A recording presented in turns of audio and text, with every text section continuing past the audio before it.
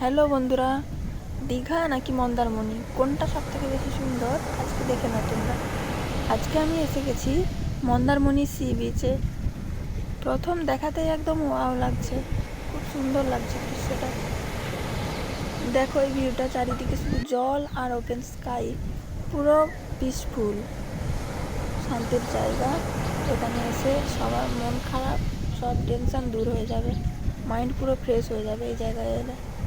এখানে হাঁটতে হাঁটতে মনে হচ্ছে যেন সব টেনশন দূর হয়ে যাচ্ছে। সমুদ্রের সাউন্ডটাও খুব সুন্দর লাগছে, একদম রিল্যাক্স করে দেয়। তোমরা কি কখনো মন্দারমণিতে এসেছো? যদি না এসে থাকো তাহলে অবশ্যই আসো, একবার দেখে যাও। দীঘার থেকেও মন্দারমণিতে খুব শান্তি।